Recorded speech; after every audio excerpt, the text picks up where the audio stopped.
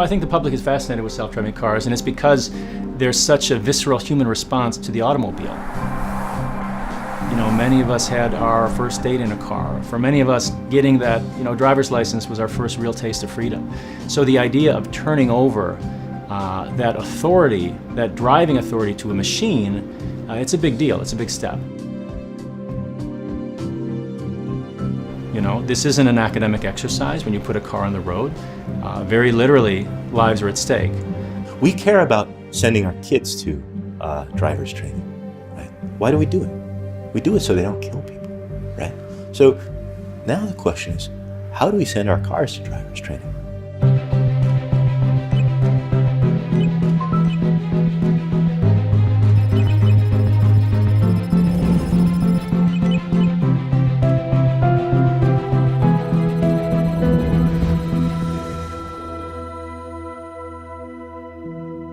So, when you hear the word artificial intelligence, what's the first thing that comes to your mind? Not real. False. Aliens. 1000% aliens. Like Mars Attacks aliens. I mean, it's a little scary, but it's exciting. I guess I think of how computers can make decisions, can be programmed to make decisions like humans. Yeah, machinery is programmed, but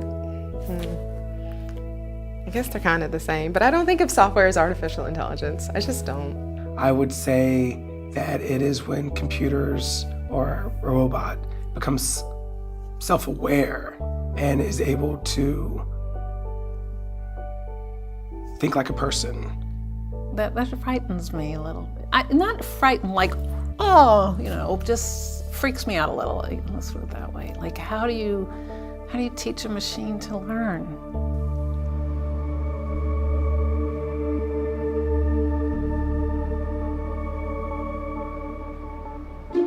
So the question is, can we develop an AI-powered engine to perceive the world, to make decisions, and have it reach a level of performance and reliability that we're confident in, and confident enough to put it on the road?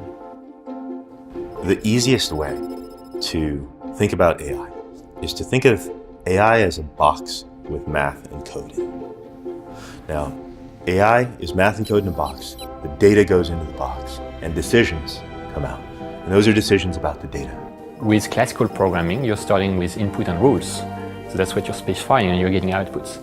And with machine learning, you're starting with examples of inputs and outputs, and what you're getting is rules. That's very powerful because for many problems, these rules are very much non-obvious. They're not something that you could get a human programmer to specify. So an example of that would be, I want to apply names to photographs. Photographs go in, right? JPEG files go in, and names come out. That's Chris's face, right? That's Chris's mom's face, right? Or maybe transactions, financial transactions go in, and the decisions are, that looks like fraud, that's not fraud, right? Or emails go in, looks like spam, or doesn't look like spam. So the decisions that are important and that affect the way we live our lives, because if my inbox is full of spam, I waste time and I'm annoyed. So it's like a thermostat in the background, right? It is invisibly adjusting parameters of your life to make it easier for you to do something more interesting and not struggle with something basic. So what is going to happen is AI will become increasingly integral to our lives, to our society. It will become part of the basic infrastructure of society. It will become our interface to the world, to a world that will be increasingly information-rich and complex. AI is going to change what it means to be human.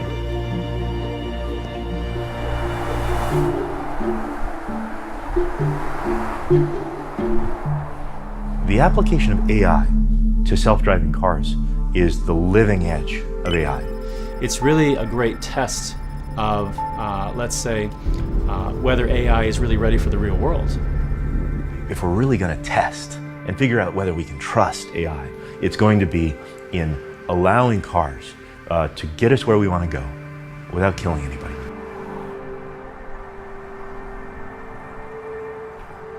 If you had to guess, how does a self-driving car work?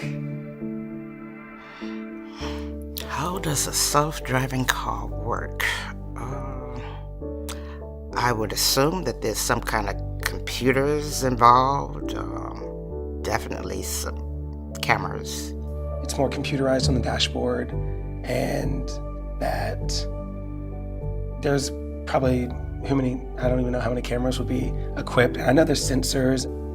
You know, I've seen so many commercials about that they can park themselves and they can do this, and my mom has one that'll brake, you know, if the car in front of her brakes, her car starts to brake, and you're like, whoa, that's, you know, a surprise, it's a shock, it's an outside force entering into the environment that you're in that you didn't expect, that you weren't prepared for.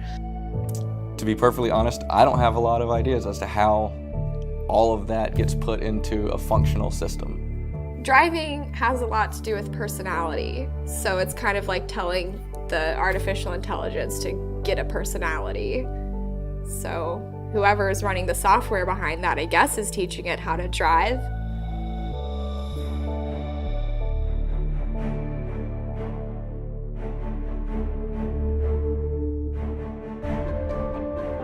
So when we talk about autonomous vehicles and how they work, they all kind of work the same way, regardless of whether or not we're talking about a drone or an automated car, automated train. Any automated transportation device has to develop something we call the world model. So that if you understand what the world around you is, then you then make decisions based on your world model. Because it can convert raw sensory data into an interpretation that allows you to act. It can be there as an important part of that interface between the car and the world, right? Where it recognizes a stop sign, or a pedestrian, or the lane in a street.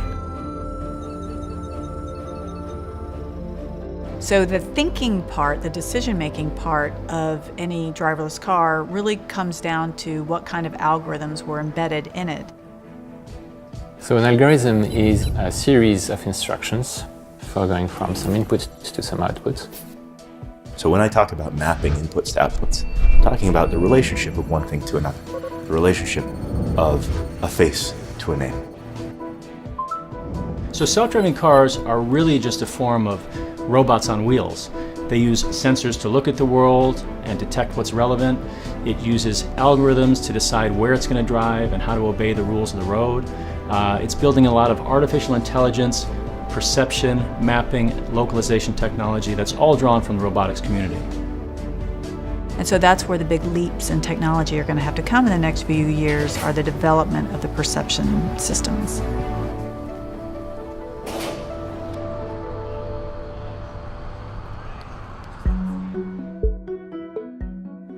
So probably the question we get the most is why ducks? We're really trying to rebrand robotics in a way. Our perception is that robotics has a bit of a scary image and a bit of a masculine image. And so that was really the reason to add this sort of element of cuteness. And really the duck was the sort of perfect symbol for that. Duckietown is a scaled down autonomous driving platform that we use for research and education. The only sensor on the Duckybot is a monocular camera, one cheap camera that sits on the front. For the robot to be able to just follow the roads, it needs to be able to take the camera and figure out where the road markings are and then have a feedback control loop that's keeping it in the lane. In a sense, it's doing exactly the same thing that what a current state-of-the-art vehicle does to follow the highway. Self-driving cars is very much like a problem of scale. So in Duckietown, we all worked on different parts of that problem, and then we all shared our code with each other. So you knew that while you were working on a particular issue, there was going to be updates coming from other people, and by sharing, that was the only way that anyone would have a Duckybot that works. We can break up the big problem into a sequence of much smaller problems that can all be worked on in parallel, and then merge these things all back together at the end. So this is part of us all working out what the right development cycle and how to most efficiently allocate our resources to do this kind of research and to make the most progress.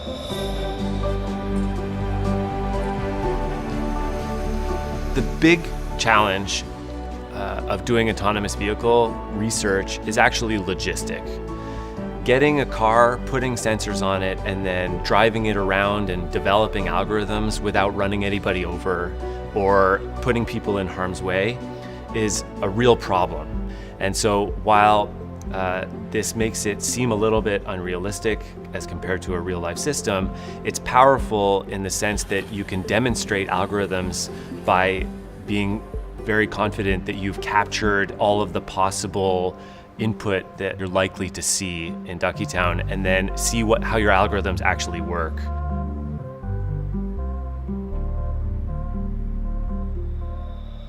What was terrifying about that? On a normal street, like just having the trust that it would be able to see a green light, you know, and be able to know lights are green, or there's a yield sign, or if a cat ran into a street, and it just being able to anticipate all those millions of things. For me, I do enjoy driving, so the self-driving vehicle would be great to break the monotony of driving, like on a long distance, on a long trip. The idea of how much people want to invest in self-driving cars or have it, I think there are a lot of social goods to be had out of it. Do you think that self-driving cars will be better at driving than humans? I think I'd believe you, because the human reaction time is infinitely slower than a computer's reaction time. If you have a self-driving car, they're not going to be texting and driving. They're not going to be flipping through the radio.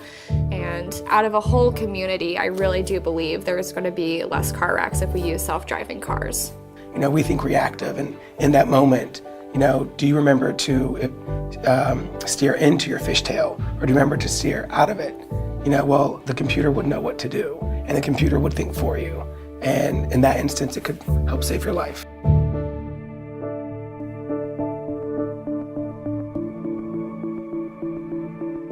Well, the self-driving car industry is really at an interesting moment. We're kind of sewing the parachute on the way down, if you will.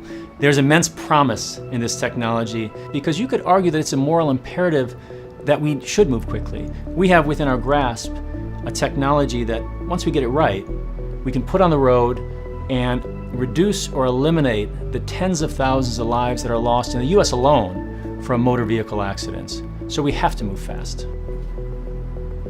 But the technology, to be honest, is still in an R&D phase. It's not yet ready for productization. One of the really interesting things about AI is that it gets smarter the more it experiences of the world, right? So you want, as much as possible, to get it out there and exposed to as many things as possible. Then the rational thing to do, the rational strategy, is to put it into the hands of as many people as possible. And so the question is, how do we want to do that? Is there a commons, right, that serves the general welfare, right, that we should all contribute to, and that by contributing to, we can ensure everyone's life is better? And open source is a way to enable this sharing, this collaboration. And it's looking more and more like this is really a problem that is going to be solved with data, that this is a data-driven problem. The better the data is that's going into the algorithms, the better the decisions are that they're going to produce. And the better decisions you can produce, right, the more lives you can save in a life and death situation, like a self-driving car. So self-driving cars collect an immense amount of data. There's data coming from vision sensors at a high frame rate, from these LiDAR sensors, from radar sensors, from the internal motion of the car. It tells us not only about what the world looks like to a very, very high degree of precision, it tells us about what other road users are doing, how they're behaving. It tells us about the conditions of roads. It can tell us about the conditions of trees on the side of the roads. Most of the big players in this industry have held everything pretty close to their chest. Well, the data today is really a prized commodity. You know, everybody is putting a fleet of cars on the road with a primary goal of collecting as much data as they can. And so I think that it's really important that these resources become available to the community at large. If you're one of the haves with a big fleet of cars on the road and a huge treasure trove of data, you're less incentivized to share But if we think about pushing the industry forward and getting to a point where we have safe technology on the road that's saving lives every day, a way to speed up that process is to share the data. It's an ethical choice we have to make between the status quo, where we have millions of people dying on the roads, and a better future. You know, that's why it's so important that people talk about this, to make sure that they understand what the ramifications are of being so secretive, where there's still so much to be learned, that can be detrimental and may not be survivable by any individual company. Autonomous vehicles is an incredibly ambitious project. So no single company can just afford to develop everything on its own. If we want to get there, we need to be standing on the shoulders of giants.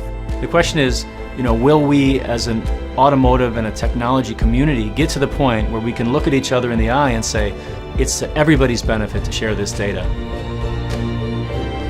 And as a society, because we share these roads, right, and because we're all exposed to the risk of other cars and drivers, we need to be making decisions about how to share the best data with the cars.